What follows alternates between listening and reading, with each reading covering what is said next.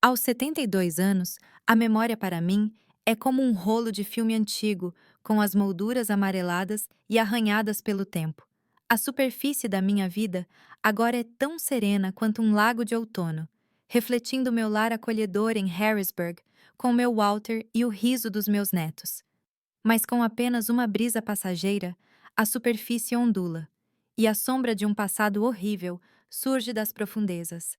É uma cicatriz que carrego há mais de meio século.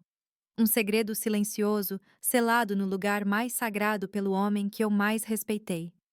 Isto não é apenas uma história. É uma história real de sobrevivência, do custo do silêncio e da força necessária para resgatar a própria voz. Antes de começar minha história, você poderia se inscrever no meu canal? Meus netos não acreditam que meus inscritos vão aumentar, mas eu acredito em você, que está me ouvindo agora. E se puder, me conta nos comentários de onde você está me ouvindo. Vou ler um por um e isso vai encher meu coração de alegria. Há histórias, por mais dolorosas que sejam, que precisam ser contadas.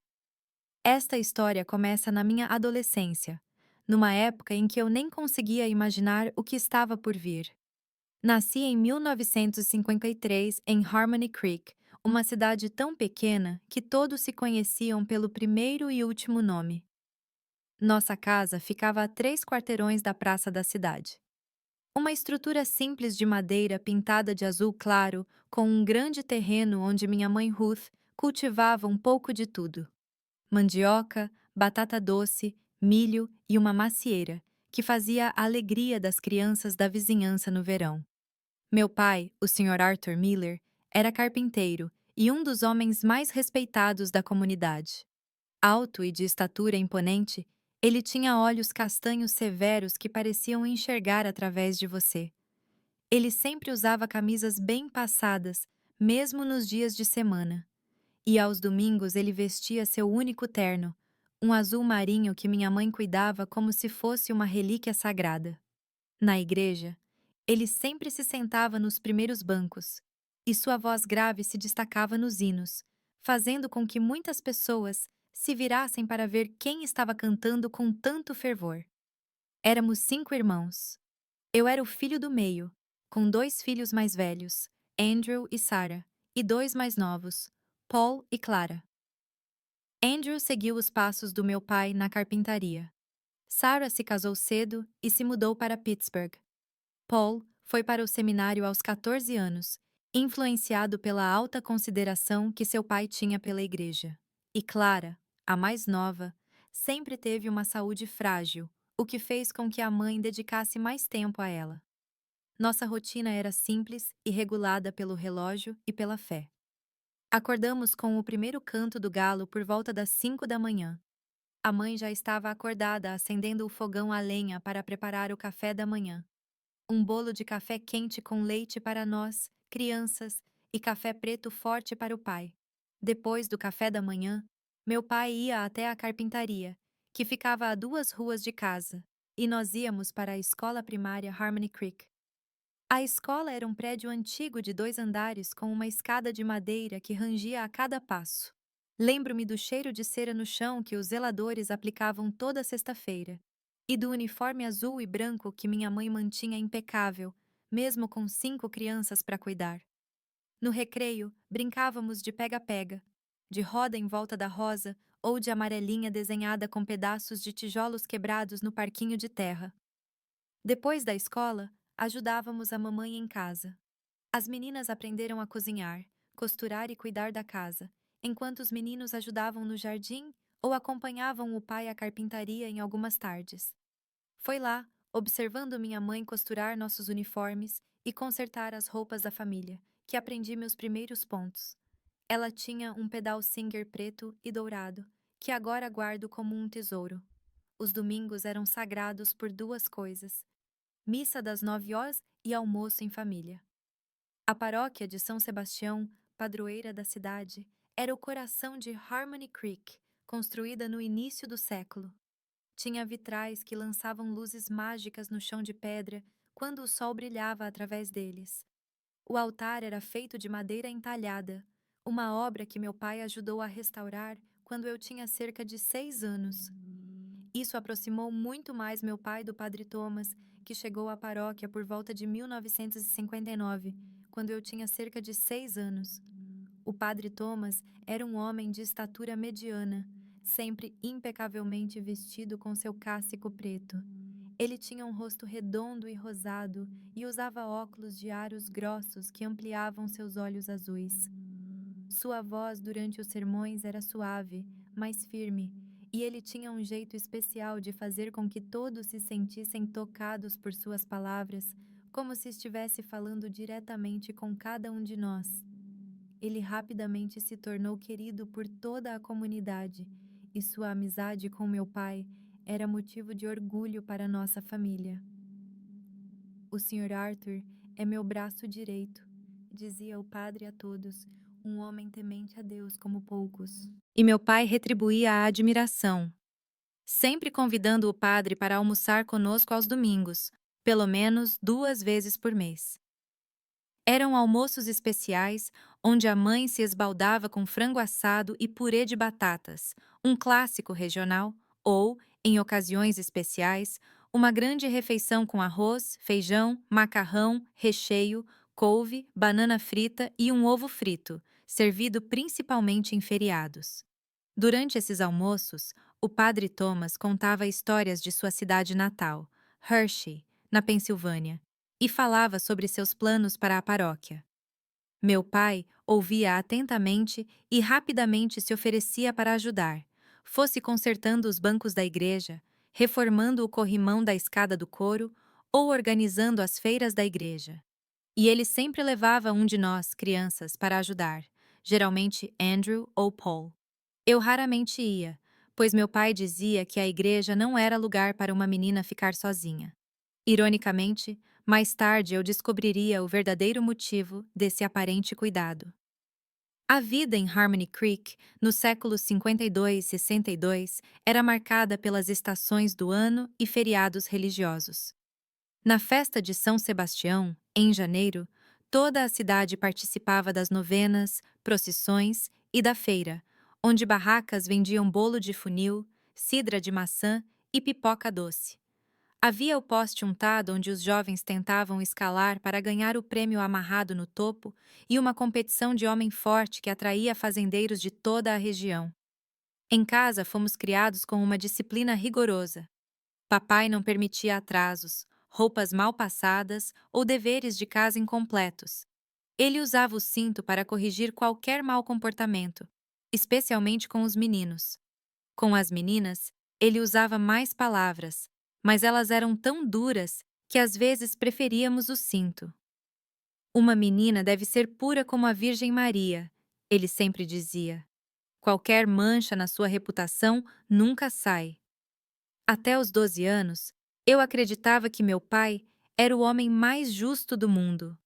Eu admirava sua postura na igreja, o respeito que todos tinham por ele e como ele nunca se atrasava para nada. Andrew e Sarah às vezes comentavam que ele era muito rigoroso. Mas para mim, ele era apenas um pai que queria o melhor para seus filhos. A mãe, sempre quieta e submissa, nunca contrariou suas decisões, mesmo quando seus olhos marejaram ao ver um de seus filhos sendo castigado. Foi por volta dessa idade que comecei a notar pequenas mudanças no comportamento do meu pai. Quando ele voltava da igreja, depois de ajudar em alguma manutenção, geralmente tarde da noite, ele trazia consigo um cheiro de uísque que tentava disfarçar com balas de menta. Os olhos dele pareciam diferentes. Havia algo neles que me causava um desconforto inexplicável. E ele começou a me observar de um jeito estranho, principalmente quando eu trocava de roupa no quarto que dividia com minhas irmãs e esquecia de trancar a porta. Lembro-me de uma tarde, pouco antes do meu aniversário de 13 anos, quando eu estava costurando com minha mãe na varanda. Papai chegou da carpintaria mais cedo do que o normal e ficou nos observando por um tempo, encostado no batente da porta. De repente, ele disse: Abigail está se tornando uma mocinha, Ruth. É hora de ela aprender mais sobre os caminhos do Senhor. Mamãe apenas assentiu sem tirar os olhos do tecido, mas notei como seus dedos tremeram levemente enquanto ela dava o próximo ponto. Naquela noite, tive dificuldade para dormir. Havia algo na voz do meu pai, na maneira como seus olhos me seguiram pelo resto do dia, que me deixou inquieta. Era como se um vento frio tivesse entrado em nossa casa, anunciando uma tempestade que eu ainda não conseguia ver, mas já sentia. Foi numa quarta-feira à noite, 2 semanas depois do meu aniversário de 13 anos, que tudo começou. Lembro-me como se fosse hoje. Estávamos jantando. Feijão com arroz, couve refogada e um pouco de carne de porco que sobrou de domingo. Papai, que normalmente falava pouco durante as refeições, anunciou de repente: Abigail vai começar a me acompanhar nas minhas visitas à igreja. Mamãe olhou para cima rapidamente, algo raro para ela, que normalmente mantinha os olhos baixos. Mas Arthur, a menina tem aula cedo. Ela tentou argumentar com uma voz quase inaudível. A educação religiosa é tão importante quanto o aprendizado de livros. Ruth Dad respondeu secamente. O padre Thomas e eu concordamos que é hora de ela conhecer mais profundamente os serviços da casa do Senhor. A mãe não disse mais nada, apenas assentiu e olhou novamente para o prato. Sara, que ainda morava conosco na época, olhou para mim com uma expressão que não consegui decifrar. Parecia preocupação misturada com uma profunda tristeza. Naquela mesma noite, depois que todos foram dormir, papai bateu na porta do quarto que eu dividia com minhas irmãs. Prepare-se, Abigail, nós vamos à igreja. Confusa, coloquei um vestido simples por cima da camisola, penteei o cabelo e calcei os sapatos. Eram quase 22, horário em que a igreja normalmente estaria fechada. Quando perguntei ao meu pai sobre isso, ele respondeu com irritação na voz. Um servo de Deus pode entrar na casa do Senhor a qualquer momento, e eu tenho a chave que o padre Thomas me confiou para a manutenção. A caminhada até a igreja foi silenciosa. As ruas de Harmony Creek estavam desertas naquela hora, iluminadas apenas por algumas poucas luzes amarelas. O céu estava nublado, sem estrelas, e um vento frio soprava, fazendo as folhas secas dançarem no chão. Lembro-me de me abraçar e sentir um arrepio que não era só por causa do frio da noite. A igreja paroquial parecia diferente na escuridão. Suas torres erguiam-se como sombras contra o céu e os vitrais, sem a luz do sol para passar por eles, eram apenas manchas escuras nas paredes. Papai destrancou a porta lateral que dava para a sacristia e nós entramos. O rangido da porta ecoou pelo espaço vazio, fazendo meu coração disparar. Dentro da igreja, apenas algumas velas votivas perto do altar estavam acesas, criando sombras que dançavam nas paredes. O cheiro de cera e incenso enchia o ar. Papai acendeu mais 2 velas e as colocou no altar. Venha aqui, Abigail, ele chamou, sua voz soando estranhamente alta no silêncio do lugar sagrado. Aproximei-me lentamente, sentindo os joelhos tremerem, sem entender o porquê. Havia algo em seus olhos, algo que eu nunca tinha visto antes. Você sabe por que estamos aqui? Ele perguntou, colocando as mãos nos meus ombros. Para rezar, papai, respondi incerta. Ele sorriu, mas não era um sorriso gentil. Foi algo diferente que fez meu estômago embrulhar. Estamos aqui para que você aprenda sobre humildade e obediência diante de Deus. Ele disse, apertando meus ombros com mais força. O corpo é um templo, mas também uma fonte de pecado. Você está crescendo, se tornando uma mulher, e precisa aprender a se purificar. Confuso e assustado, fiquei em silêncio, sem entender o que ele queria dizer. Foi então que meu pai deu um passo para trás e disse as palavras que marcariam o início do meu pesadelo. Tire o vestido, Abigail. O que, papai? Perguntei, pensando que tinha ouvido mal. Tire a roupa. Aqui na casa de Deus, você aprenderá a ter vergonha do seu corpo pecaminoso. Meus queridos, eu sei o que vocês devem estar pensando. Como um pai pôde dizer uma coisa dessas? Mesmo agora, depois de todos esses anos, Ainda luto para entender que tipo de escuridão se apoderou do seu coração. Conseguir distorcer a palavra de Deus em uma arma tão cruel fez meus olhos se encherem de lágrimas enquanto eu permanecia paralisada, incapaz de compreender o que estava acontecendo. Mas, papai, por que não questiona? Ele ergueu a voz, fazendo-a ecoar pelas paredes da igreja. Eva questionou Deus e trouxe o pecado ao mundo. Você aprenderá a obedecer sem questionar. Com as mãos trêmulas e lágrimas silenciosas escorrendo pelo rosto, comecei a desabotoar o vestido simples de algodão azul. A vergonha queimou meu rosto enquanto eu estava apenas de camisola em frente ao altar. O olhar do meu pai me percorreu da cabeça aos pés, fazendo-me sentir suja de uma forma que eu nunca havia me sentido antes. Agora ajoelhe-se e reze, ordenou ele, apontando para o altar. Ore para que Deus perdoe a vaidade e a luxúria que estão começando a crescer em você. Ajoelhei-me no chão frio de pedra, tremendo de frio e medo. As lágrimas turvaram minha visão enquanto eu tentava rezar, mas as palavras não saíam. Como Deus poderia querer isso? Como meu pai, o homem que todos respeitavam, pôde me fazer passar por tamanha humilhação? Enquanto eu estava ajoelhada, ouvi um ruído sutil vindo do sacrário. Um movimento, um suspiro abafado, algo que me fez virar a cabeça rapidamente. Por um momento, pensei ter visto uma sombra se movendo como se alguém estivesse observando, mas o sacrário estava escuro demais para ter certeza. Não se distraia. A voz de papai cortou meus pensamentos. Você está diante de Deus. Ficamos assim por quase uma hora, eu ajoelhada, rezando entre soluços silenciosos e meu pai de pé, me observando com aquele olhar que eu nunca tinha visto antes. Quando ele finalmente me permitiu vestir meu vestido novamente, minhas pernas estavam dormentes e meus joelhos doíam pelo contato prolongado com o chão de pedra. No caminho de volta para casa, papai falou apenas uma vez: Isso acontecerá toda semana. É para o seu próprio bem, para sua purificação, e não ouse contar a ninguém, especialmente sua mãe. Isso é entre você, eu e Deus. Naquela noite, eu não conseguia dormir. Deitada na cama que dividia com Clara, eu olhava fixamente para o teto de madeira, tentando entender o que tinha acontecido. Ao meu lado, minha irmã mais nova dormia pacificamente, sem perceber o horror que eu acabara de vivenciar. Deitada ali, meus queridos, parecia que eu tinha sido esvaziada. O mundo ainda era o mesmo.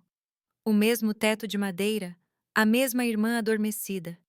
Mas no fundo da minha alma, eu sabia que nada jamais poderia ser como era. Eu havia cruzado uma linha que eu nem sabia que existia. E assim, meus queridos, o mundo de uma criança pode se estilhaçar da noite para o dia. A inocência de Abigail, como um espelho transparente, foi quebrada pelo próprio pai que ela mais respeitava.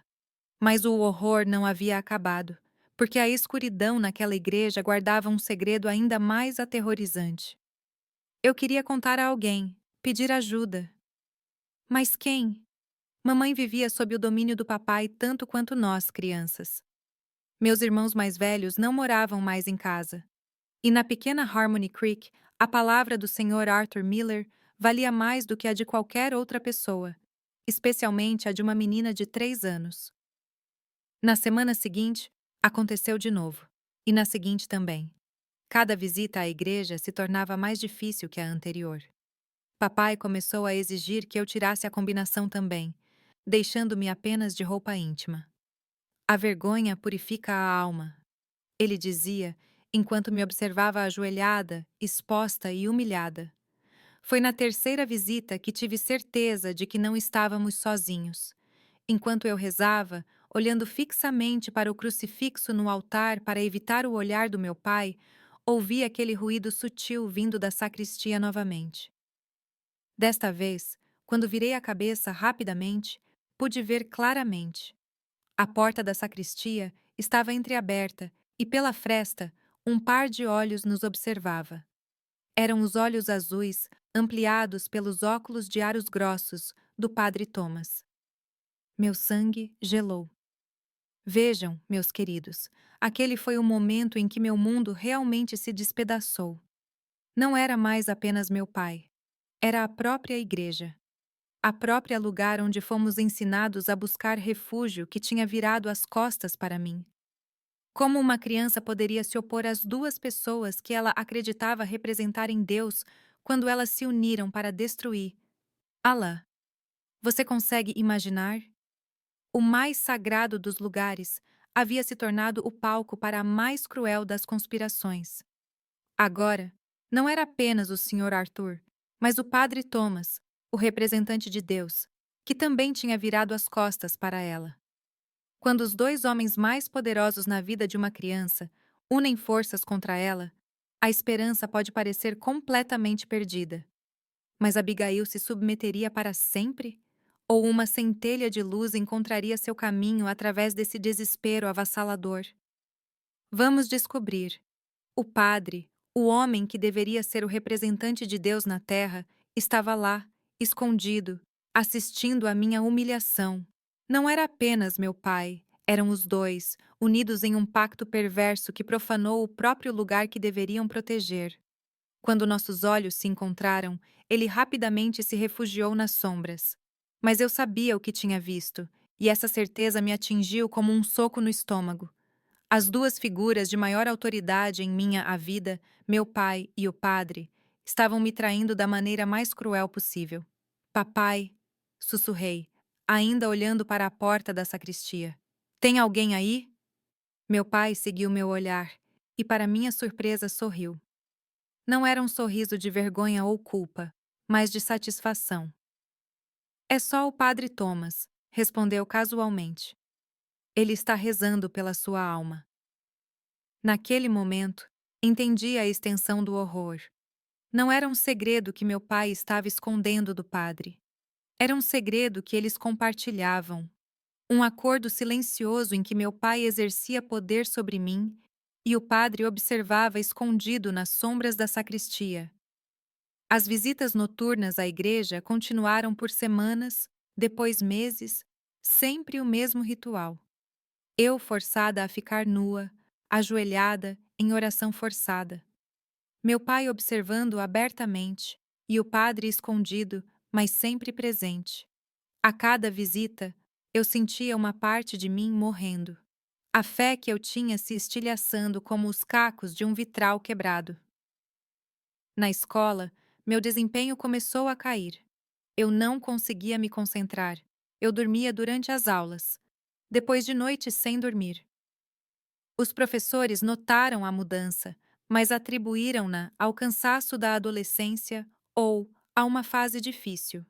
Em casa, tornei-me quieta e retraída. Evitava ficar sozinha com meu pai e me encolhia sempre que ele se aproximava. Mamãe notou a mudança no meu comportamento. Certa tarde, enquanto lavávamos roupa juntas na pia do quintal, ela tocou meu braço delicadamente. Há algo errado, minha filha?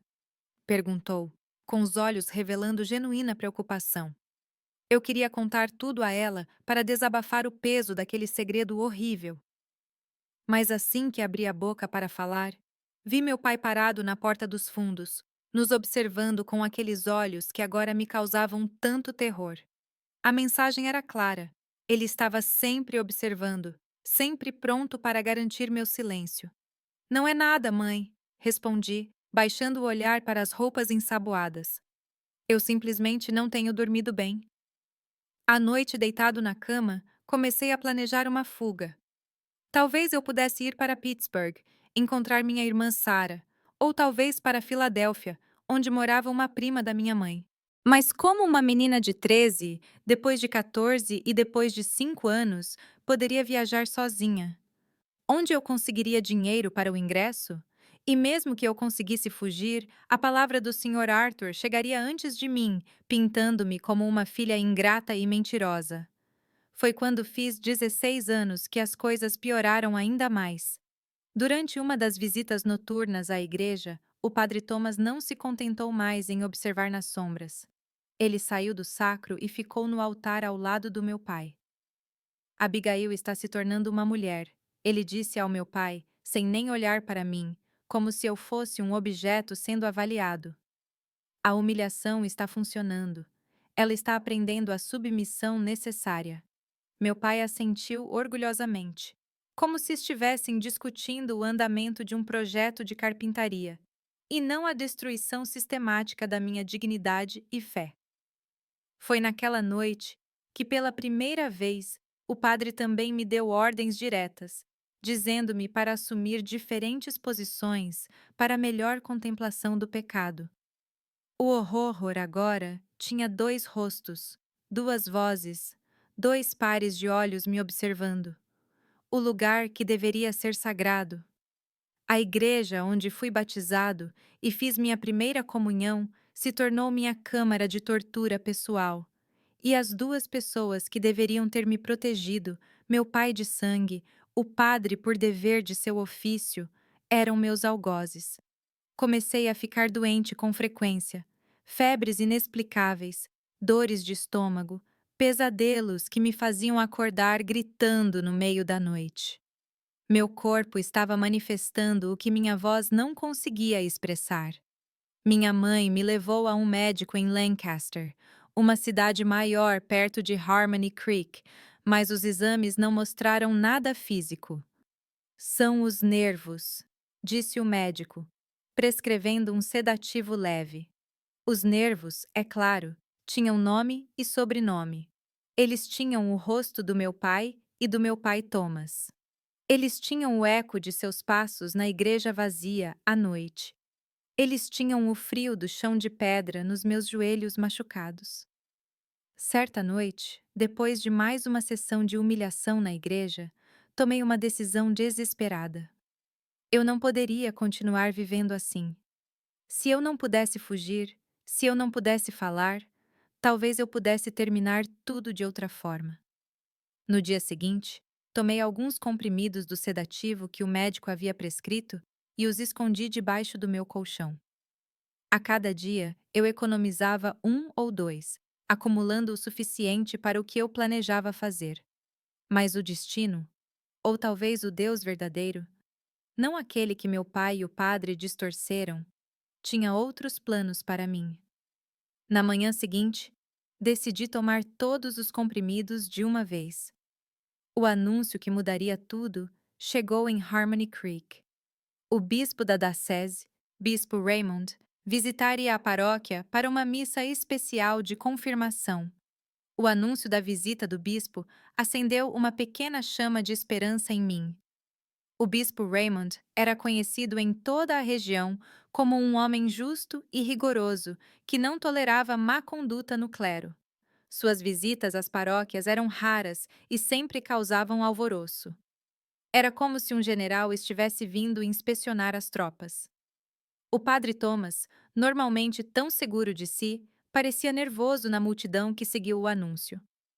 O bispo chegará em 3 semanas, ele informou em um domingo, com a voz revelando um leve tremor.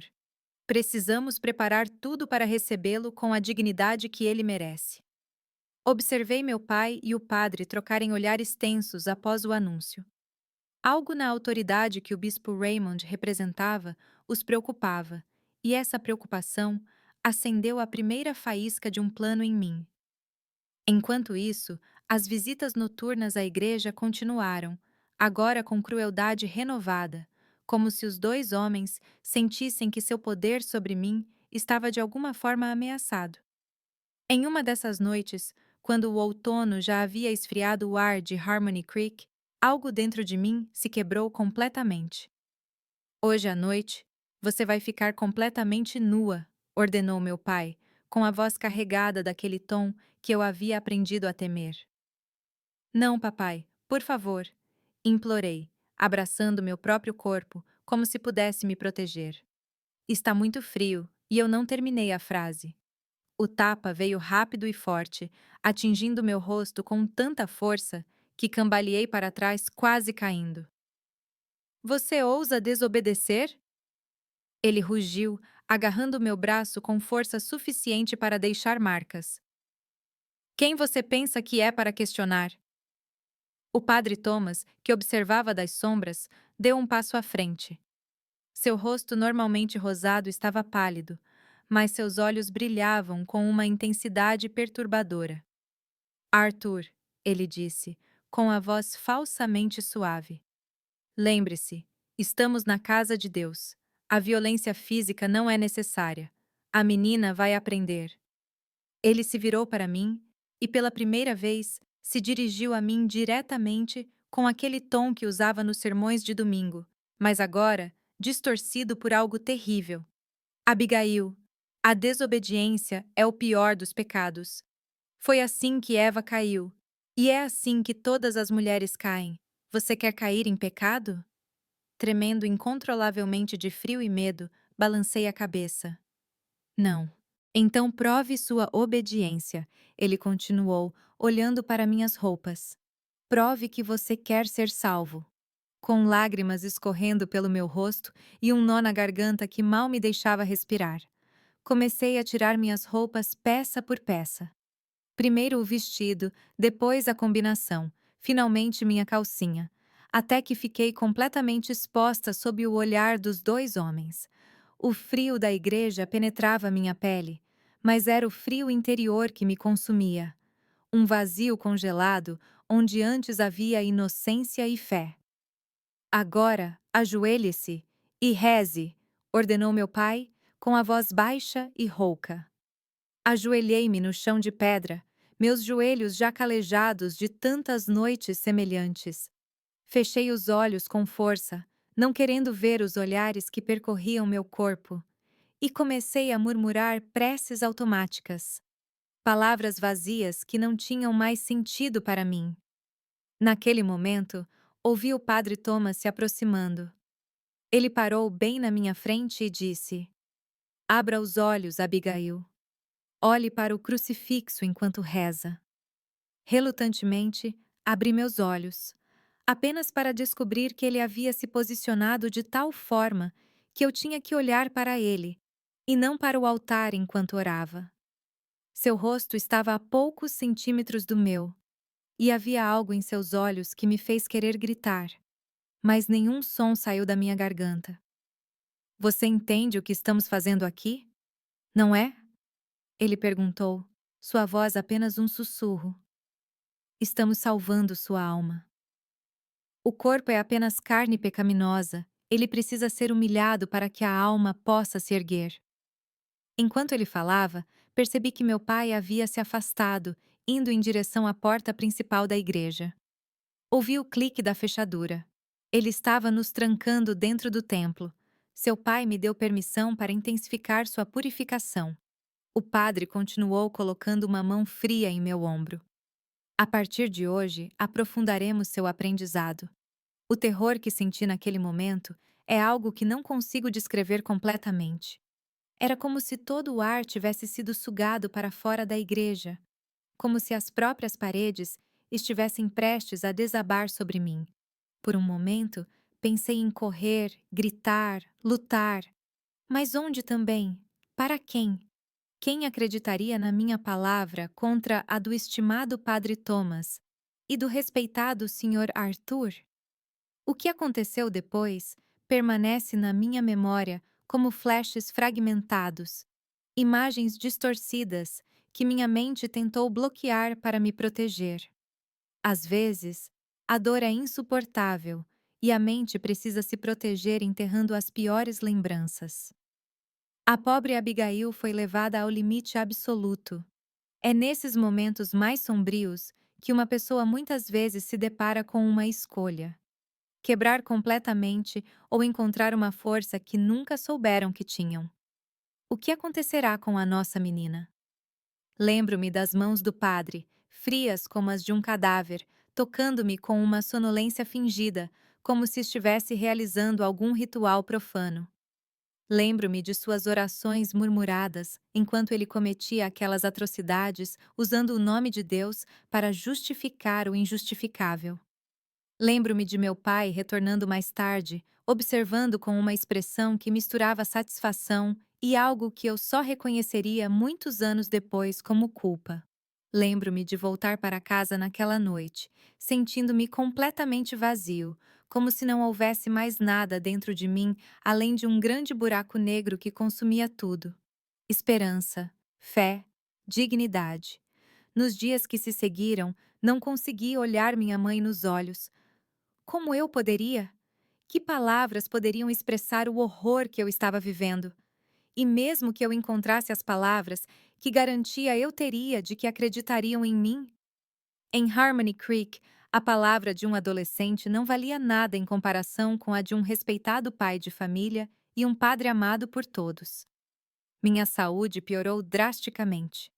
Parei de comer e perdi tanto peso que minhas roupas ficaram penduradas no meu corpo como se estivessem em um cabide. À noite, os pesadelos eram tão intensos que eu acordava gritando, assustando Clara Ara, que começou a pedir para dormir no quarto da mamãe.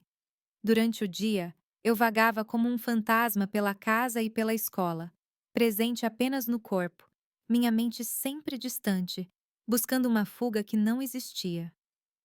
Foi a senhora Peterson, minha professora de inglês, quem primeiro percebeu a gravidade da situação. Um dia, depois da aula, ela me chamou para conversar. Abigail, o que está acontecendo com você? Ela perguntou, seus olhos gentis demonstrando preocupação genuína. Eu queria dizer a ela para despejar todo o veneno que estava me corroendo por dentro, mas as palavras ficaram presas na minha garganta. Anos de silêncio forçado e medo me ensinaram a desconfiar até mesmo da gentileza. Estou apenas cansado, professora, respondi, evitando seu olhar. Abigail, ela insistiu, colocando a mão no meu ombro, o que me fez recuar instintivamente. O que quer que esteja acontecendo, pode me contar. Estou aqui para ajudar. Aquelas palavras simples, aquela oferta sincera de ajuda, quase quebraram minha resolução de silêncio. Quase. Mas então me lembrei do que acontecera na noite anterior na igreja, e o medo se tornou mais forte. Obrigado, professora, murmurei antes de sair rapidamente da sala, deixando a senhora Peterson com uma expressão de impotência que aumentou minha própria dor. As visitas à igreja continuaram, agora com crueldade crescente. O padre, tendo cruzado todos os limites sagrados, parecia cada vez mais ousado em suas purificações. Meu pai, às vezes, parecia incomodado com os excessos do padre Thomas, mas nunca o suficiente para quebrar o pacto diabólico que haviam estabelecido. Certa noite, enquanto eu me vestia após outra sessão de horror, ouvi os dois conversando em voz baixa perto do altar. Estou preocupado com a visita do bispo, dizia o padre. O bispo Raymond tem fama de ser muito rigoroso. Se ele descobrir, ninguém descobrirá nada. Meu pai respondeu com firmeza. Quem acreditaria na palavra dela contra a nossa? Somos homens respeitados na comunidade. Mesmo assim, o padre insistiu. Precisamos ser mais cuidadosos nas próximas semanas. Nenhuma marca visível, e talvez seja melhor suspender nossas sessões até que o bispo vá embora. Meu pai pareceu considerar por um momento, depois assentiu. Você tem razão. Vamos dar um tempo. A garota não vai a lugar nenhum. Podemos retomar mais tarde. Aquela conversa ouvida plantou a semente do meu plano. Eles tinham medo do bispo. Havia alguém cuja autoridade eles temiam, e esta era a minha chance, talvez a única que eu teria. Na semana seguinte, como haviam combinado, não havia visita noturna à igreja. Foi a primeira lufada de ar que tive em anos. Usei cada minuto daquela trégua temporária para planejar, para reunir coragem. Eu não podia falar diretamente com o bispo. Eu sabia que seria impedido, mas talvez eu pudesse escrever, deixar um bilhete, algo que chegasse às mãos dele, sem que meu pai ou o padre soubessem. Comecei a escrever uma carta escondida debaixo das cobertas, tarde da noite, usando a luz fraca que entrava pela janela. No início, as palavras não saíam. Como descrever o indescritível? Como colocar em prática os horrores que vivi papel sem morrer de vergonha? Mas lentamente, como um fio d'água rompendo uma represa, as palavras começaram a fluir. Excelência, Bispo Raymond. Escrevi com as mãos trêmulas. Meu nome é Abigail Rose Miller. Tenho 17 anos e sou filha de Arthur Miller. O que estou prestes a lhe contar é difícil, mas é a verdade diante de Deus. Descrevi tudo, sem poupar detalhes. As visitas noturnas à igreja, a humilhação, o abuso, o pacto entre meu pai e o padre. Cada palavra que escrevi foi como arrancar um espinho da minha alma, doloroso, mas necessário para a cura. Terminei a carta implorando por ajuda, por intervenção, por justiça. Sei que podem não acreditar em mim, concluí, mas peço que o Senhor, como representante de Deus, investigue. Observe como o padre Thomas age perto de meninas. Pergunte às outras jovens da paróquia se ele já as convidou para conversas privadas na sacristia. A verdade virá à tona. Dobrei a carta várias vezes e a escondi dentro do forro do meu vestido de domingo, o que eu usaria para a missa especial, com o bispo. Agora eu só precisava esperar e rezar, não mais para o Deus distorcido do meu pai e do padre, mas para um Deus da justiça que eu esperava que ainda existisse em algum lugar. O peso era agonizante. Cada dia parecia se arrastar. Cada noite trazia o medo de que meu pai mudasse de ideia e retomasse as visitas à igreja antes da chegada do bispo. Minha mãe, percebendo minha crescente agitação, tentava me acalmar com seu jeito silencioso, preparando meus pratos favoritos, arrumando meu cabelo com cuidado especial, pequenos gestos que diziam o que ela não conseguia expressar em palavras. Certa tarde, enquanto ajudava minha mãe a pendurar roupa no varal do quintal, ela se aproximou mais do que o normal e sussurrou, tão baixo que quase não ouvi: "Seja qual for o seu plano, tenha cuidado, minha filha." Olhei para ela surpreso, vendo em seus olhos um conhecimento que ela nunca havia admitido. Ela sabia? Ela sempre soube? E ela era como eu, presa numa teia de medo e silêncio? Mãe, comecei, mas ela balançou a cabeça levemente, indicando que não deveríamos conversar ali. Mais tarde, quando estávamos sozinhos na cozinha preparando o jantar, ela continuou em voz baixa. Seu pai, ele não é o homem que todos pensam que ele é. Sussurrou ela, com as mãos ainda amassando a massa. Ela finalmente olhou para mim e, pela primeira vez, vi não apenas submissão em seus olhos, mas um medo profundo e antigo. Há uma escuridão nele, Abigail. Eu a vejo há anos. Eu vi como ele olhava para você. Eu vi as mudanças em você. Todas as noites você ia àquela igreja. Um pedaço de mim morria porque eu tinha muito medo de impedi-lo. Ele me fez ter medo da minha própria sombra. Sua voz falhou. Eu falhei com você como mãe. Não posso desfazer minha covardia, mas juro pela minha vida que não vou deixar você ficar sozinha novamente. Faça o que fizer, eu estou com você. Oh, meus queridos, é tão fácil julgar de fora, não é mesmo? Por tantos anos, uma parte de mim ficou com raiva da minha mãe, mas olhando para trás agora, com os olhos de uma mãe, não vejo mais uma covarde. Vejo outra vítima. O medo é uma espécie de gaiola, e meu pai havia trancado minha mãe nela muito antes de me trancar. O silêncio foi finalmente quebrado, não com um grito, mas com um sussurro dolorido. A confissão da Sra. Miller não foi apenas uma libertação para ela, mas acendeu uma tocha de esperança para Abigail. Ela não estava mais lutando completamente sozinha. E um aliado, por mais tardio que seja, pode mudar tudo. O plano de Abigail teria mais chances de sucesso agora que ela tinha o apoio silencioso da mãe? Aquelas palavras, aquela pequena confissão, foram como um bálsamo para minha alma ferida. Eu não estava completamente sozinha. Minha mãe, à sua maneira, limitada pelas circunstâncias de sua própria vida, estava comigo. Na véspera da chegada do bispo, eu não conseguia dormir. Passei a noite revisando mentalmente cada detalhe do plano. A carta estava segura, escondida onde ninguém o encontraria antes da hora certa. Tudo o que eu precisava fazer era chegar perto o suficiente do bispo durante a missa para entregá-lo diretamente a ele. Mas e se eu não conseguisse? E se meu pai ou o padre percebessem o que eu estava fazendo? O medo me consumia. trazendo consigo ondas de náusea que me fizeram correr para o banheiro várias vezes durante a noite. Quando o sol finalmente nasceu, eu estava exausto, mas determinado.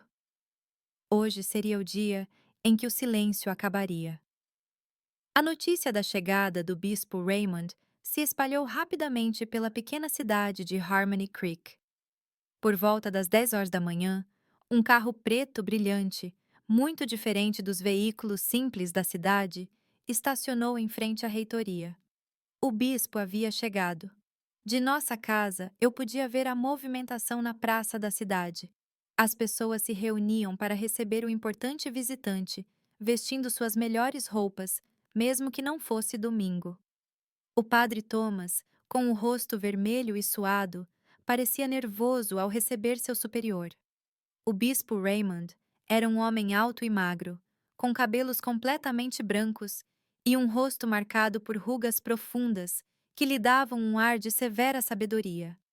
Ele usava as vestes completas de sua posição, que o tornava ainda mais imponente. Ao lado dele, o padre Thomas parecia diminuído, quase insignificante. A missa especial seria celebrada às 17 horas. Ao longo do dia, a agitação na cidade crescia. As mulheres preparavam guloseimas para a recepção que se seguiria à celebração. Os homens ajudavam a decorar a igreja com flores e fitas. Era como se um evento extraordinário estivesse prestes a acontecer. E de fato aconteceu, embora não da maneira que todos imaginavam. Quando chegou a hora de me preparar para a missa, senti meu estômago embrulhar.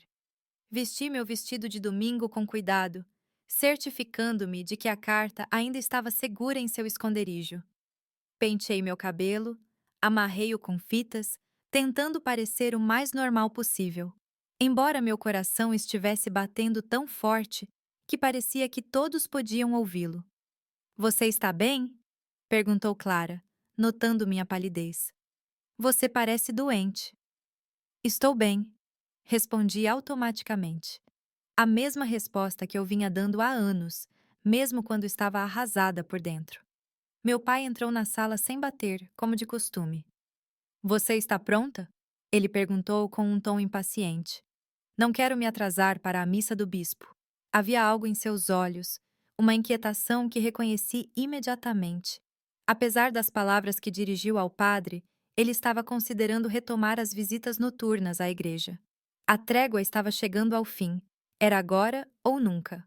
A paróquia de São Sebastião nunca estivera tão lotada. Pessoas de toda Harmony Creek e até de cidades vizinhas compareceram à missa especial presidida pelo bispo Raymond. O ar estava carregado de expectativa. O burburinho das conversas preenchia o espaço normalmente silencioso. Nossa família chegou 20 minutos antes do início da celebração. Meu pai insistiu em sentar na primeira fila. Somos membros importantes desta comunidade. Ele sempre dizia, sempre que alguém questionava sua insistência em estar tão à frente hoje, que a proximidade serviria ao meu propósito. Sentada entre minha mãe e minha irmã Clara, eu tremia tanto que tive que juntar as mãos no colo para escondê-la.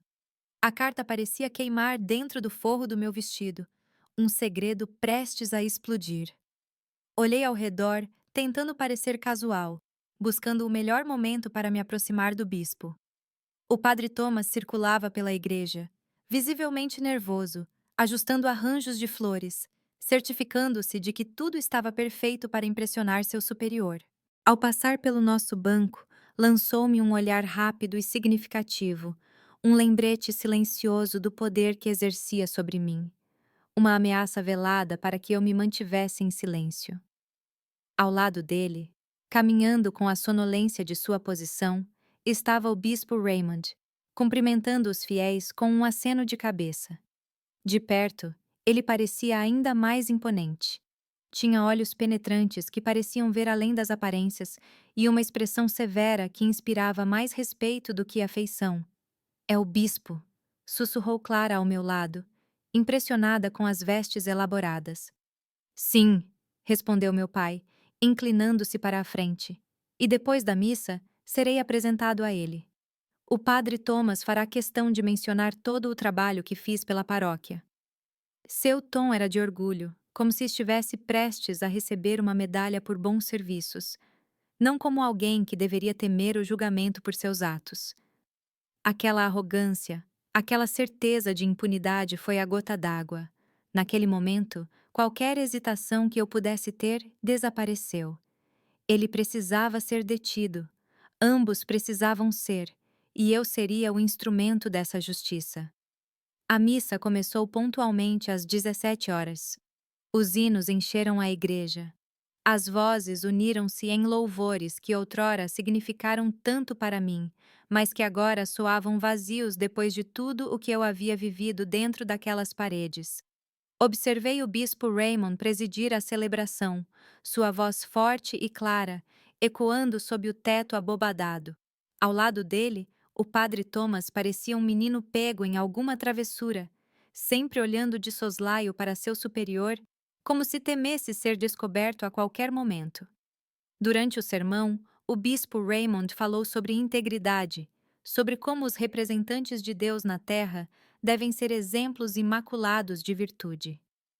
A hipocrisia é um dos piores pecados, declarou ele, sua voz ecoando pela igreja. Aqueles que usam o manto da fé para esconder ações impuras serão julgados com mais severidade, pois traem não apenas os homens, mas o próprio Deus. Vi o padre Thomas engolir em seco, seu rosto normalmente rosado agora pálido como cera. Ao meu lado, meu pai se remexeu desconfortavelmente no banco. Estariam sentindo o peso da consciência ou apenas temendo que seus segredos pudessem vir à tona? Chegou a hora da comunhão, o momento que eu tanto esperava. Enquanto os fiéis formavam uma fila para receber a hóstia, minha mão trêmula encontrou a carta escondida.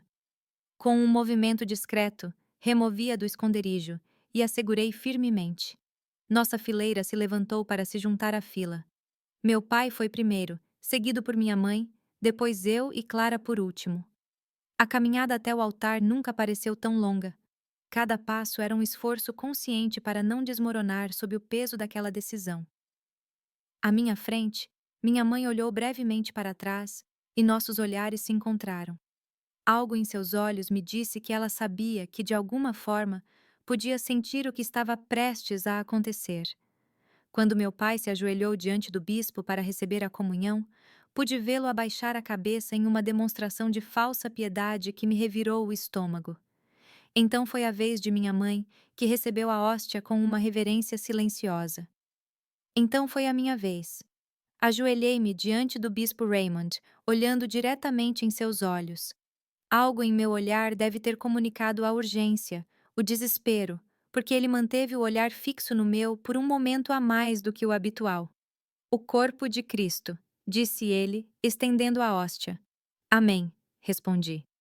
Recebendo a hóstia com a mão esquerda, enquanto com a direita, num movimento rápido, mas preciso, coloquei a carta dobrada na manga de sua veste. Vi seus olhos se arregalarem ligeiramente de surpresa, mas ele não fez menção de impedir ou revelar meu gesto. Levantei-me rapidamente e voltei para o banco, com o coração batendo tão forte que temia que todos pudessem ouvi-lo. De volta ao meu assento, não consegui rezar. Apenas fixei o olhar no altar, observando o bispo Raymond continuar a distribuir a comunhão. Em certo momento, vi sua mão livre tocar discretamente a manga onde eu havia colocado a carta, como se para confirmar que algo realmente estava ali. Naquele breve momento, meus queridos, todo o meu futuro estava por um fio. Foi o momento mais aterrorizante e o mais esperançoso da minha vida. Um pequeno pedaço de papel dobrado contra o poder de dois homens respeitados. Parecia a pedrinha de Davi, sabe? Tudo o que eu podia fazer era rezar para que encontrasse seu alvo. Um pequeno ato, um pedaço de papel frágil. No entanto, carregava o peso de anos de vergonha e o futuro de uma vida inteira. Era tudo o que Abigail podia fazer, uma aposta final apostada na coragem e no acaso. A carta chegaria às mãos certas? Ou seria descoberta extinguindo sua única centelha de esperança. Os próximos momentos serão incrivelmente tensos, então, por favor, fiquem conosco. Ao meu lado, meu pai parecia em paz, absorto em suas orações, completamente alheio ao que eu acabara de fazer. O resto da missa passou em um borrão. Minhas mãos estavam frias, minha boca seca, minha mente alternando entre o terror do que poderia acontecer se meu plano desse errado e a esperança desesperada de que alguém finalmente me ouvisse. Após a bênção final, o bispo Raymond anunciou que receberia saudações dos fiéis na reitoria, onde também seria servida uma pequena recepção. Meu pai, ansioso para impressionar o bispo, insistiu que toda a família fosse. É uma honra ser recebido pelo bispo, declarou ele, ajeitando a gravata ao sairmos da igreja. Na reitoria, a tensão dentro de mim aumentava a cada minuto. O lugar estava lotado. Pessoas se aglomerando para falar com o bispo Raymond, que recebeu a todos com um sorriso contido, mas educado. Observei-o de longe, notando que em determinado momento ele entrou discretamente em uma sala lateral. Minutos depois, ele voltou com uma expressão diferente, mais séria, mais concentrada.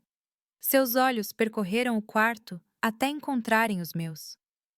Por um breve momento, nossos olhares se encontraram e senti que ele tinha lido minha carta. Um arrepio percorreu minha espinha. Não sabia se era de medo ou alívio. Padre Thomas. A voz do bispo Raymond cortou o burburinho da sala como uma faca. Preciso falar com você em particular agora. O tom não demonstrou nenhuma recusa. O padre Thomas, que conversava animadamente com alguns membros influentes da comunidade, parou no meio da frase. Seu rosto, já naturalmente corado, adquiriu um tom quase roxo. Claro, Excelência, ele respondeu, tentando manter a compostura. Mas sua voz traiu seu nervosismo. Os dois se retiraram para o escritório da reitoria, deixando para trás um silêncio momentâneo seguido por um murmúrio de curiosidade. O que poderia ser tão urgente? Por que o bispo parecia tão sério? Meu pai, que observava a cena atentamente, franziu a testa. Algo em seu instinto deve ter soado um alarme, pois ele começou a olhar ao redor como se estivesse procurando por algo ou alguém fora do lugar. Seus olhos finalmente pousaram em mim e, naquele instante, eu soube que ele suspeitava.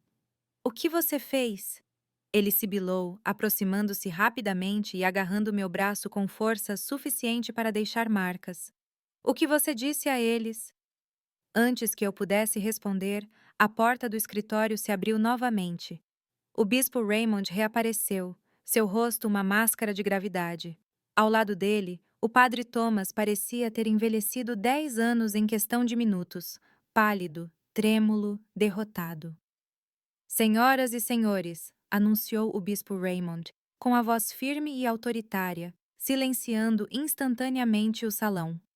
Peço a todos que saiam, exceto a família Miller. Tenho um assunto urgente para discutir com o Sr. Arthur e sua família.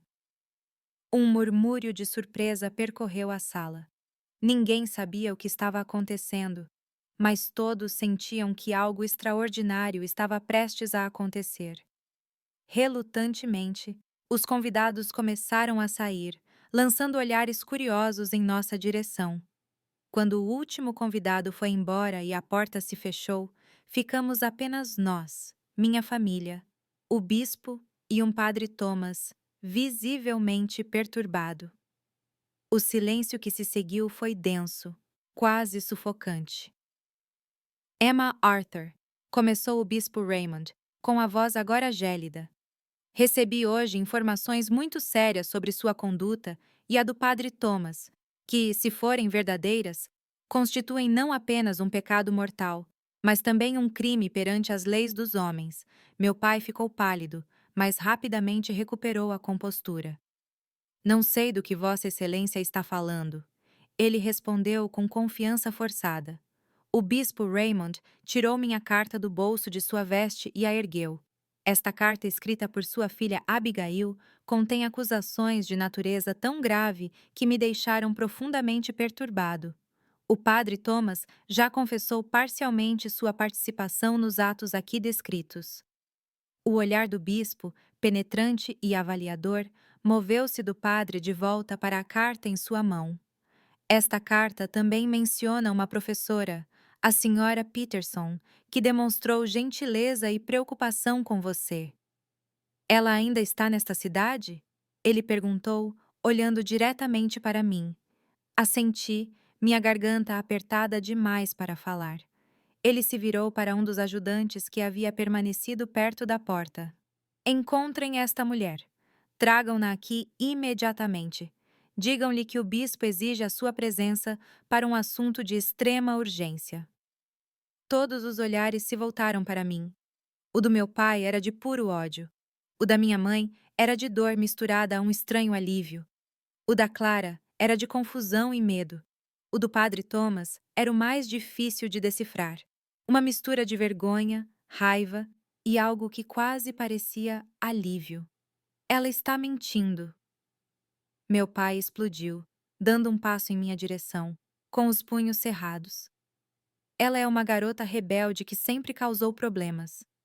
Ela inventou esta história para nos prejudicar. O bispo Raymond se colocou entre nós, sua figura alta e imponente como uma barreira. Não se aproximem dela, ordenou com uma autoridade que fez meu pai recuar. O padre Thomas já admitiu que você levou a menina para a igreja à noite. Ele disse que era para orações especiais, mas sua hesitação e seu comportamento me dizem o contrário. Meu pai olhou para o padre incrédulo, como se tivesse sido traído.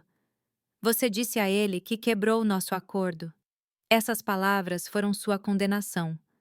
Uma confissão involuntária pairava no ar, pesada e irrefutável.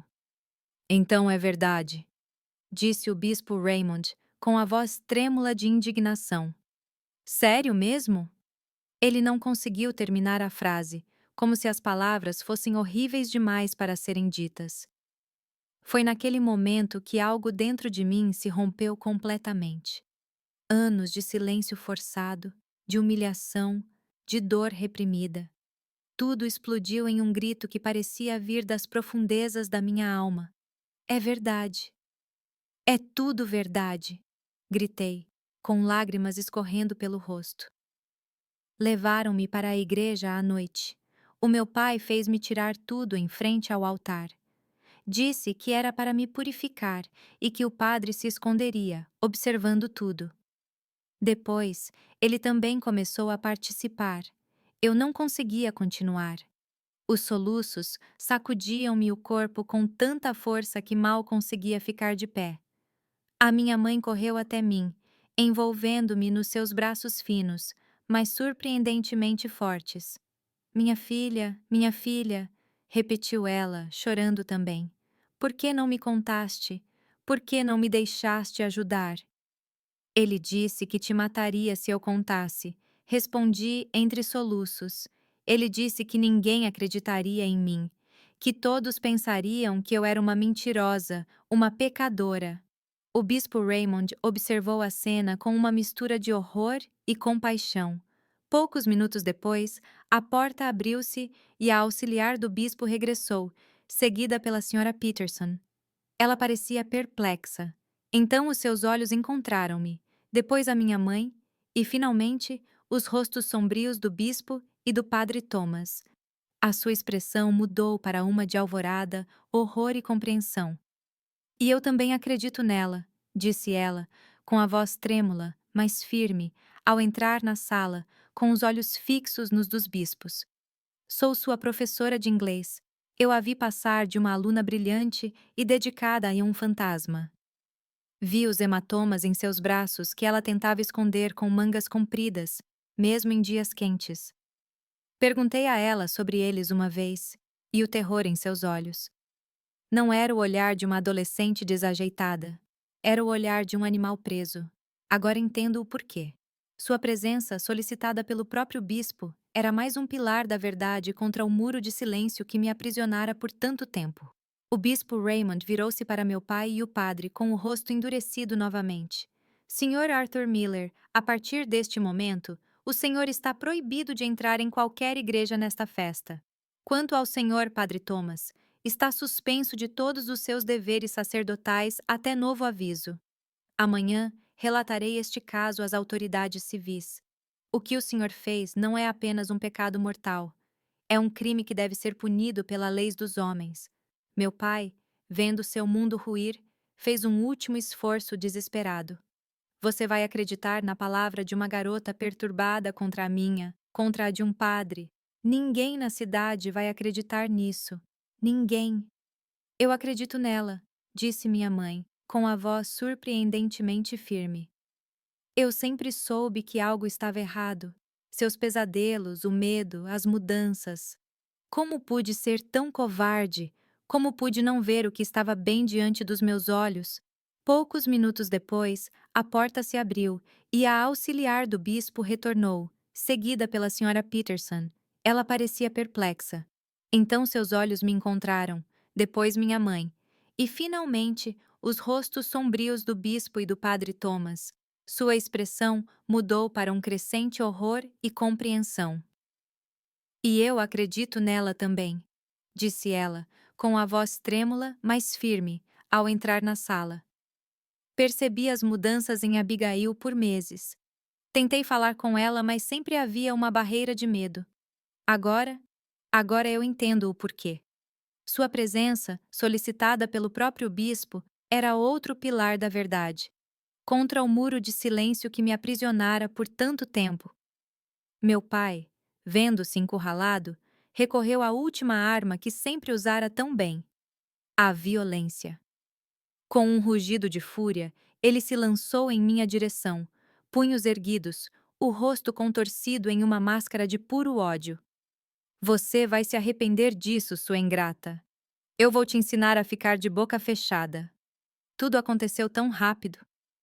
O bispo Raymond tentou interceptá-lo, mas não foi rápido o suficiente. Minha mãe se jogou na minha frente, tentando me proteger.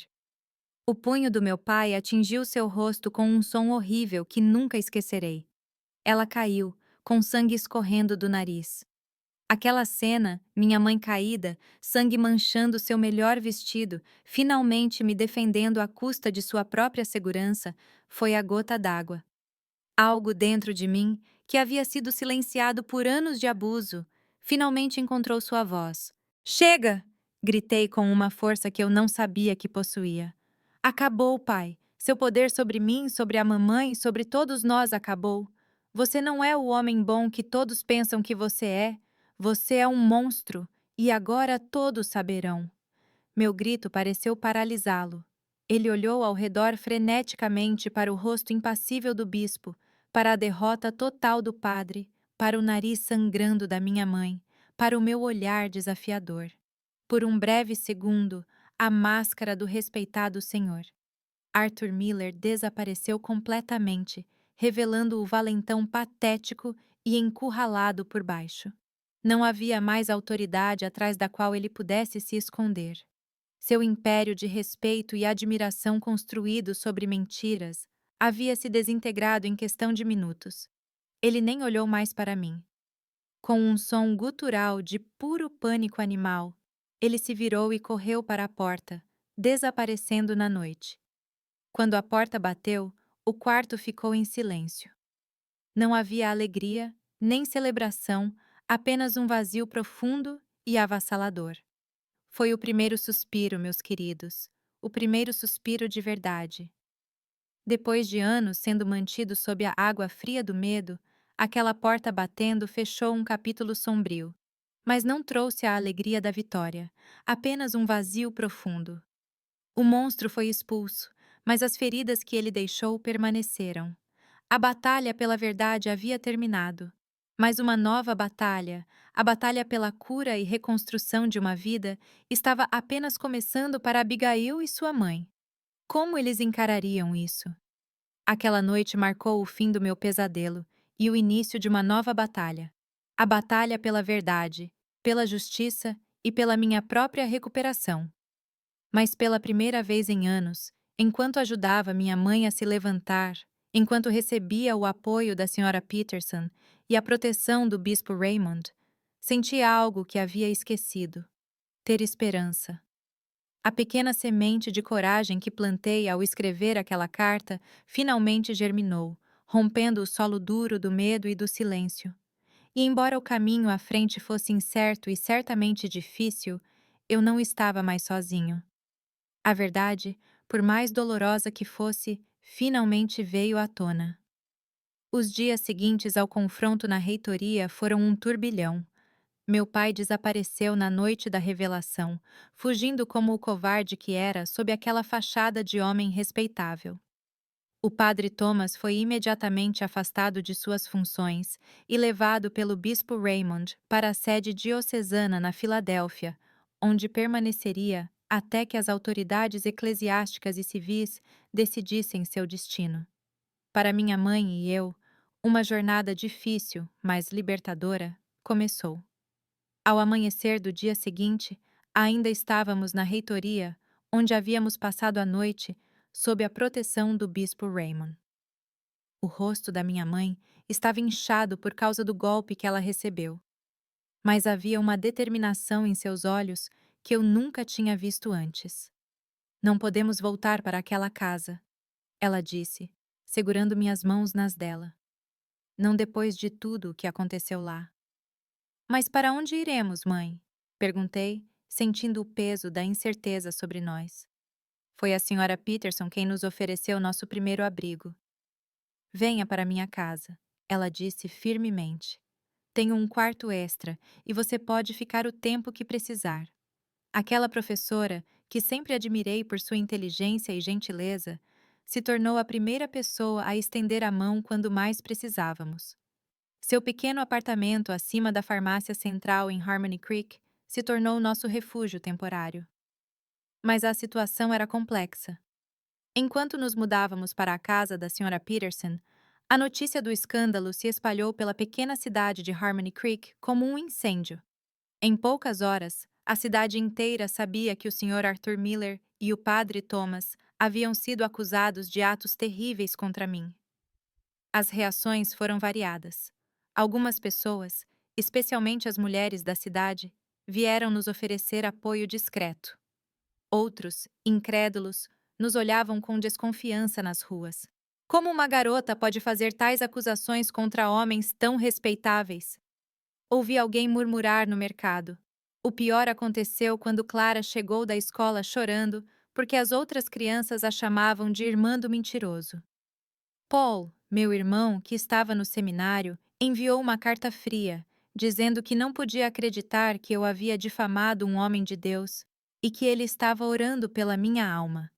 Somente Andrew, meu irmão mais velho, e Sarah, minha irmã que morava em Pittsburgh, ofereceram apoio irrestrito quando souberam do que havia acontecido. Sarah, na verdade, veio nos visitar assim que descobriu, trazendo consigo não apenas conforto emocional, mas também uma proposta de casamento. Você não pode ficar aqui, ela disse sentada na pequena sala de estar da Sra. Peterson. As pessoas sempre olharão para vocês como aqueles que participaram do escândalo da igreja. Venha para Pittsburgh comigo. É uma cidade grande. Ninguém te conhece lá. Você pode recomeçar. A ideia de recomeçar em um lugar onde ninguém nos conhecia era tentadora, mas também assustadora. Como poderíamos deixar para trás tudo o que conhecíamos? Como poderíamos reconstruir nossas vidas do zero? A decisão foi tomada por circunstâncias além do nosso controle. 3 semanas após o confronto, um oficial do tribunal bateu na porta da Sra. Peterson com um papel nas mãos. Foi uma intimação. Minha mãe e eu deveríamos comparecer ao tribunal em Lancaster para testemunhar no caso contra meu pai e meu pai Thomas. Lancaster ficava a quase 3 horas de Harmony Creek, e o tribunal era um edifício imponente que me intimidou assim que o vi. Lá dentro, numa sala fria e austera, dei meu testemunho diante de um juiz com uma expressão severa, mas olhos compassivos. Durante horas, tive que reviver cada detalhe daquele pesadelo, enquanto um funcionário digitava em uma máquina de escrever registrando meu sofrimento em letras pretas em papel branco. Minha mãe também testemunhou, contando como ela sempre suspeitou que algo estava errado, mas como o medo e anos de submissão a impediram de agir. Seu testemunho, embora doloroso para ela, foi crucial para corroborar minha história.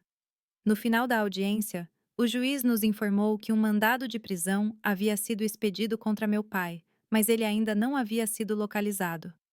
Quanto ao padre Thomas, ele estava sob custódia da igreja, aguardando julgamento pelo tribunal, e também enfrentaria acusações criminais quando o caso prosseguisse. E nós? Minha mãe perguntou ao promotor. Um jovem com um olhar compassivo. Podemos voltar para casa? Tecnicamente, sim, ele respondeu. Mas recomendo cautela. Nem todos na cidade acreditam na sua versão dos acontecimentos. Pode ser desconfortável. Desconfortável era um eufemismo. Quando voltamos para Harmony Creek naquela noite, encontramos nossa casa com janelas quebradas e palavras horríveis pintadas na fachada. Alguém tentou atear fogo na varanda, mas os vizinhos conseguiram apagar antes que se espalhasse. Essa foi a gota d'água. Naquela mesma noite, sentados à mesa da senhora Peterson, tomamos a decisão. Iríamos para Pittsburgh com Sarah. Tenho um apartamento pequeno, mas aconchegante. Minha irmã disse que há espaço suficiente para nós três e eu conheço uma fábrica têxtil que está contratando.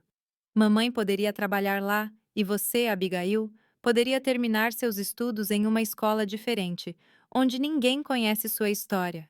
A perspectiva de um novo começo longe das sombras do passado finalmente acendeu uma pequena chama de esperança em meu coração. Foi assustador, sim, mas também libertador. Na manhã seguinte, começamos a empacotar o pouco que tínhamos conseguido salvar de nossa casa. Enquanto dobrávamos as roupas e separávamos os poucos objetos de valor sentimental, Clara, que estava estranhamente quieta, finalmente falou. Eu ainda não entendo por que o papai fez isso com você, Abigail. A sala ficou em silêncio. Como você explica a uma menina de 2 anos o mal que existe no mundo? Como você a faz entender algo que nem eu compreendi completamente? Algumas pessoas, mesmo aquelas que parecem boas por fora, têm escuridão dentro delas, respondeu mamãe, me poupando de ter que encontrar as palavras. Seu pai, ele não era o homem que fingiu ser todos esses anos. Mas e agora? Ele nunca mais vai voltar? Clara perguntou, sua voz baixa e frágil. Eu não sei, minha filha. Mamãe respondeu honestamente. Mas por enquanto, temos que pensar em construir uma nova vida para nós. 3 dias depois, partimos para Pittsburgh em um ônibus interestadual. Cada uma de nós carregava apenas 2 malas contendo tudo o que restava de nossas vidas anteriores. Olhando pela janela enquanto o ônibus saía de Harmony Creek, senti uma mistura de tristeza e alívio. Eu estava deixando para trás a cena do meu pior pesadelo, mas também o único lar que eu já conheci. É uma sensação estranha, meus queridos. É como escapar de um incêndio. Vocês são gratos por estarem livres das chamas, mas uma parte de vocês ainda lamenta a casa que está queimando. Aquela pequena cidade continha toda a minha dor, mas também guardava todas as lembranças felizes de antes da tempestade. Partir foi como dizer adeus tanto ao monstro quanto à garotinha que ele destruiu. Sair de casa nunca é uma escolha fácil, mesmo quando esse lar está cheio de lembranças dolorosas. A jornada para Pittsburgh foi uma fuga, mas também uma jornada de autodescoberta em uma cidade estranha. Será que Abigail conseguiria realmente apagar o passado? E será que ela conseguiria abrir seu coração para confiar e amar novamente? Vamos segui-la nessa difícil, porém promissora, jornada de renascimento. A jornada foi longa e silenciosa. Cada um de nós estava perdido em seus próprios pensamentos, tentando processar tudo o que havia acontecido e imaginar o que o futuro nos reservava. Para mim, aos 17 anos, foi como se eu estivesse renascendo, assustador, mas também cheio de possibilidades. Pittsburgh nos acolheu com o anonimato de que tanto precisávamos. Era uma cidade em crescimento, cheia de pessoas de todos os cantos do país, em busca de novas oportunidades. O apartamento de Sarah ficava no terceiro andar de um prédio modesto, mas bem cuidado, perto do centro da cidade. Tinha apenas 2 quartos, então Clara e eu dividíamos um enquanto minha mãe dormia com Sarah. Os primeiros meses foram um período de adaptação. Mamãe conseguiu o emprego na fábrica têxtil que Sarah havia mencionado. O trabalho era duro e o salário modesto, mas ela parecia encontrar uma estranha satisfação em ganhar seu próprio dinheiro pela primeira vez na vida. Clara foi matriculada em uma escola próxima e, após alguma resistência inicial, começou a fazer amigos. Seguindo o conselho de Sarah, matriculei-me para terminar o ensino médio em uma escola estadual. Mas a transição não foi fácil. À noite, os pesadelos ainda me assombravam. Durante o dia, qualquer homem que se parecesse vagamente com meu pai ou com meu pai, Thomas, me fazia congelar de medo. Na escola, eu tinha dificuldade para me concentrar, e minha nova professora de inglês, uma mulher de meia idade chamada senhorita Frenan Davis, frequentemente me pegava olhando pela janela, perdida em pensamentos sombrios. Foi a senhorita Davis quem, percebendo minha luta silenciosa, me encaminhou para o psicólogo da escola, Dr. Jacobs. Inicialmente, resisti. A ideia de contar minha história para outra pessoa, mas a senhorita Davis insistiu. Algumas feridas precisam de ar para cicatrizar, disse ela gentilmente. Relutantemente, comecei sessões semanais com a doutora Jacobs, uma mulher de 42 anos com olhos gentis e voz calma. No início, eu mal conseguia falar sobre o que tinha acontecido. As palavras ficavam presas na minha garganta e eu passava a maior parte da sessão em silêncio, olhando para as minhas mãos. Mas a doutora Jacobs era paciente. Não há pressa, ela dizia. Estarei aqui quando você estiver pronta. Foi durante a sexta sessão que algo se partiu dentro de mim. Uma pergunta simples. Como você está se sentindo hoje, Abigail? E de repente, as palavras começaram a jorrar junto com lágrimas que eu nem sabia que ainda tinha para chorar. Contei tudo a ela, cada detalhe, cada noite de terror, cada sentimento de impotência e vergonha. Quando terminei, exausta e com a garganta dolorida de tanto chorar, a doutora Jacob simplesmente disse: Abigail, você é a pessoa mais corajosa que já conheci. Aquelas palavras, tão simples, mas tão profundo, plantou a primeira semente real de cura em meu coração. Se essa mulher que ouvia histórias difíceis todos os dias me achava corajosa, talvez houvesse algo de valor em mim afinal. As sessões com o Dr. Jacobs continuaram se tornando um porto seguro em minha nova vida. Lentamente, comecei a processar o trauma para entender que o que aconteceu não foi minha culpa, que eu não tinha nada do que me envergonhar. Enquanto isso, a vida em Pittsburgh continuou. Sarah nos apresentou a alguns de seus amigos e começamos a construir uma pequena rede de apoio. Mamãe, pela primeira vez na vida, estava fazendo suas próprias escolhas, descobrindo quem ela era fora da sombra dominadora do meu pai. Foi em um desses pequenos encontros sociais, um churrasco no quintal de um dos colegas de trabalho de Sarah, que conheci Walter. Ele era alguns anos mais velho que eu, um estudante de engenharia na universidade local, com um sorriso tímido e olhos que pareciam ver através das máscaras que todos usamos. Nosso primeiro encontro foi breve, apenas uma conversa casual enquanto servíamos nossos pratos. Mas havia algo nele, uma gentileza sem exigências, que me intrigou. Quando ele perguntou se pudesse me ver novamente, fiquei surpresa comigo mesma por ter aceitado. Nosso primeiro encontro foi um passeio no parque da cidade, seguido de um café em uma lanchonete despretensiosa.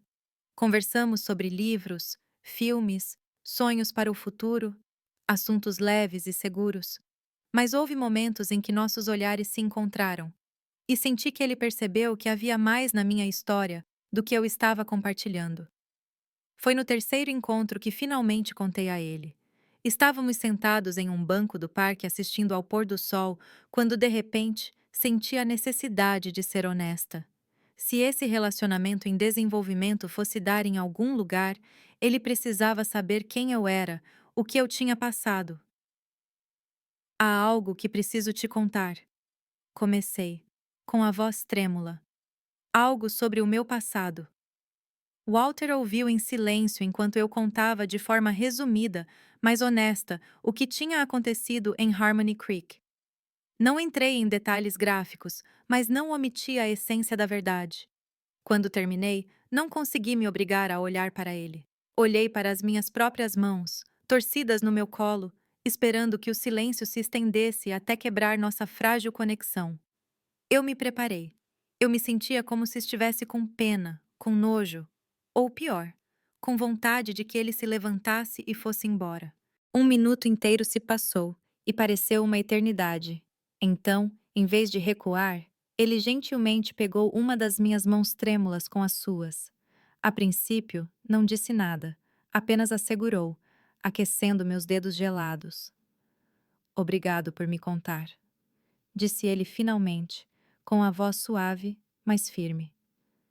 Não consigo imaginar a força que foi necessária para carregar aquilo sozinho. Essa não era sua vergonha, Abigail. Era deles. Tudo isso. Naquele momento, algo mudou entre nós.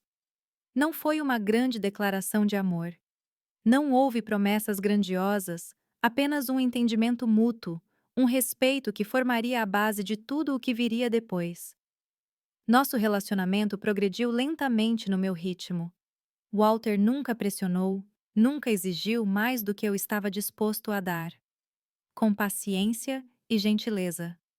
Ele me mostrou que nem todos os homens eram como meu pai ou meu pai Thomas, que o toque poderia ser uma expressão de afeto genuíno, não de poder ou dominação.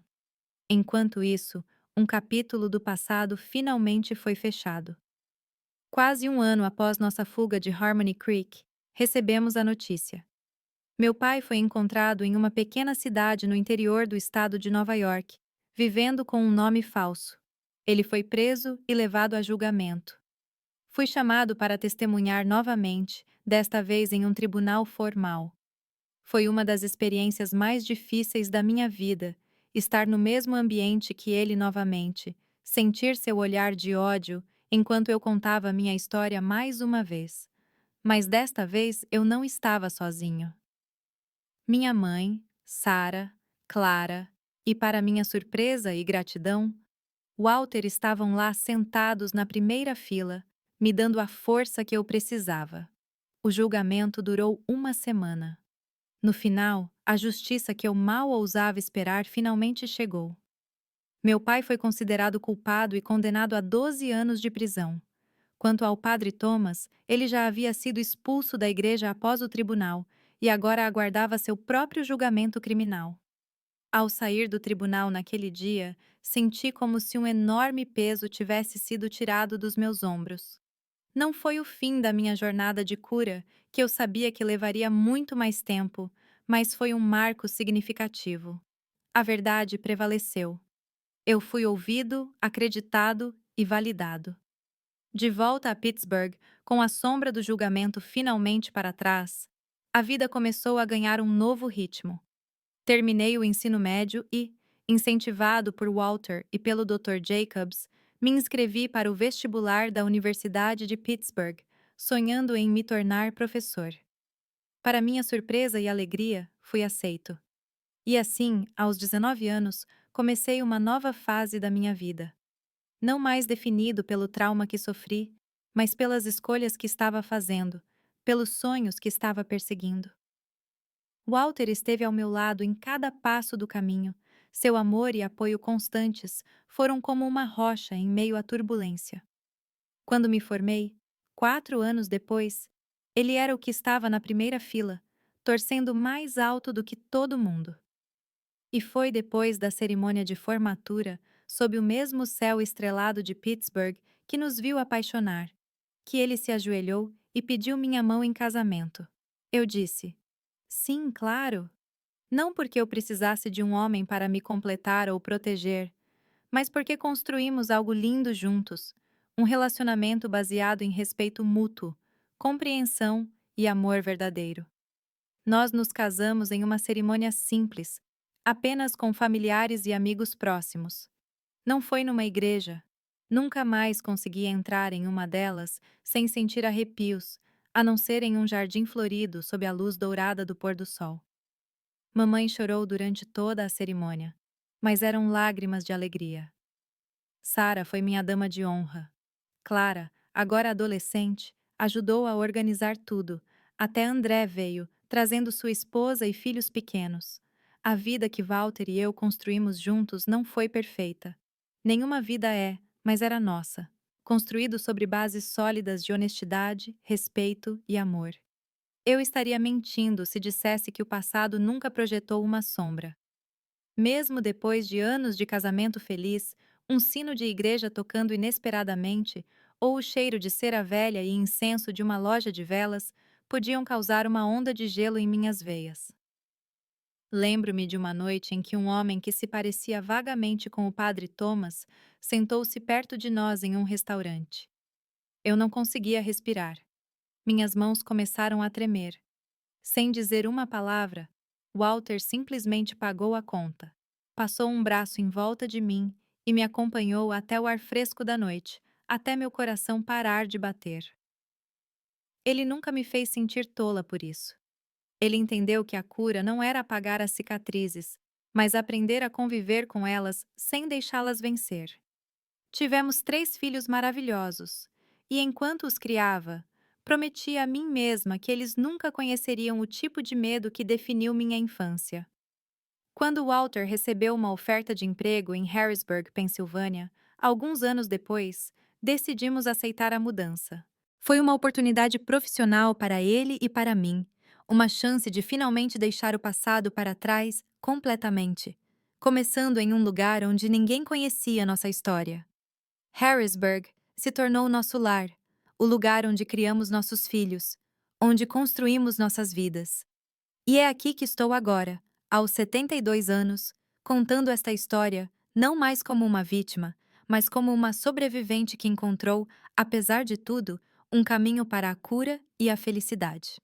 Às quartas-feiras, recebo um grupo de senhoras da igreja para nosso chá da tarde e orações. Eles são meus amigos de longa data. Não compartilhamos apenas receitas de bolos. Todos dizem que eu faço a melhor torta chule de Harrisburg, mas também as alegrias e tristezas da vida. Falamos sobre nossos filhos, nossos netos, as dores que a idade traz, mas também as profundas bênçãos de cada novo dia. É um momento de profunda conexão, um lembrete de que não estamos sozinhos nesta jornada. Minha fé, que foi tão profundamente abalada na minha juventude, encontrou um novo caminho ao longo dos anos. Não posso entrar em igrejas. As memórias ainda são muito dolorosas. Mas encontrei Deus nas pequenas coisas, nos sorrisos dos meus netos, no amor do meu marido, na gentileza dos amigos, na beleza do pôr do sol. É uma fé talvez mais simples, mas também mais autêntica e pessoal. Walter sempre respeitou esse aspecto da minha vida. Ele vai à missa aos domingos, mas nunca me pressionou para acompanhá-lo. Em vez disso, criamos nossos próprios rituais sagrados. Uma oração de gratidão antes das refeições. Um momento de silêncio contemplativo no final do dia. Uma conversa sobre as bênçãos recebidas enquanto observamos as estrelas da nossa varanda. Domingos são dias especiais para nós. É quando a família se reúne para almoçar. É claro que nem todos podem vir sempre. Cada um tem sua vida agora, mas fazemos questão de manter essa tradição viva. A mesa está posta com uma toalha bordada que ganhei da minha mãe, os pratos que comprei um por um ao longo dos anos e a comida que preparo com amor desde cedo pela manhã.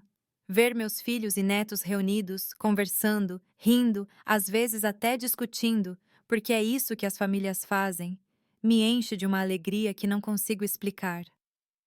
Olho para eles e penso em tudo que passei, como cheguei aqui, e sinto uma profunda gratidão por ter encontrado forças para quebrar esse ciclo de abuso e construir algo completamente diferente para minha própria família. Nem tudo são flores. É claro que a idade traz suas limitações e perdas. Muitos amigos queridos já se foram. Mamãe faleceu há 15 anos, cercada por nós em paz. Sara, minha irmã, que foi tão fundamental na minha vida, faleceu há 5 anos, deixando um vazio que nunca será preenchido. Clara mora em Erie. Não nos vemos com tanta frequência quanto eu gostaria, mas conversamos por telefone toda semana. Quanto ao meu pai e ao meu pai Thomas, não tenho notícias deles há muitos anos. Depois de cumprir sua pena, meu pai desapareceu completamente. Às vezes me pergunto se ele ainda está vivo, se alguma vez sentiu remorso pelo que fez, mas não permito que esses pensamentos ocupem muito espaço na minha mente.